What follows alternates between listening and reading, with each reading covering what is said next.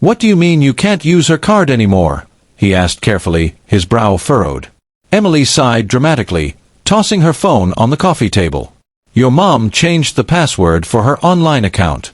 I was supposed to order those shoes I've been eyeing all week, and now I can't." Daniel blinked in disbelief.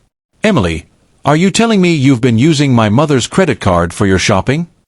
She rolled her eyes as if it were the most normal thing in the world. "Well, yes. She gave me the password months ago when we were ordering that gift for your sister's birthday.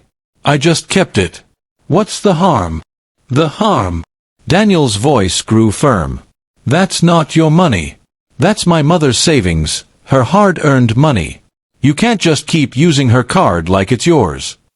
Emily scoffed. "Don't be dramatic, Daniel. It's not like I'm buying a mansion. It's just clothes, makeup, a few things here and there. She hasn't even noticed." Daniel felt his chest tighten. "Of course she noticed, Emily. That's why she changed the password. She's too kind to confront you, so she quietly protected herself."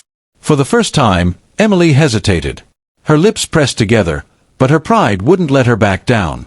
"I'm your fiancé. One day, what's hers will be ours anyway. Why is this such a big deal?" Daniel's heart sank at her words. He realized she didn't see the problem not because she didn't understand, but because she didn't want to.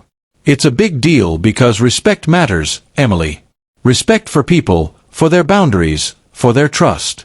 You crossed a line." Emily's expression softened slightly.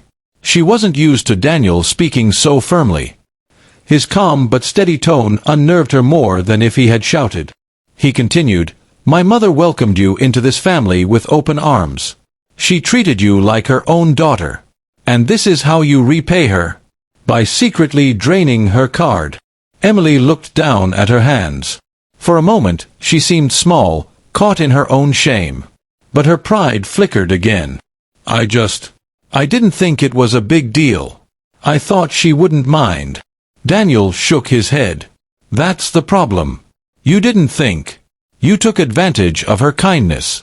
If love and family mean anything to you, you'd never treat them like a bank account." Tears welled in Emily's eyes. The weight of his disappointment crushed her. She wasn't used to seeing him this serious, this unwavering. "Daniel, I'm sorry," she whispered. "I wasn't thinking. I was selfish. I just got carried away." He sighed, running a hand through his hair. "I don't care about the money, Emily. I care about the principle. Marriage isn't about taking what you want. It's about respect, honesty, and trust. If we don't have that, we have nothing." She swallowed hard, her voice trembling. "I'll call your mom tomorrow. I'll apologize. I'll tell her the truth." Daniel studied her face, searching for sincerity. Finally, he nodded. "That's a start.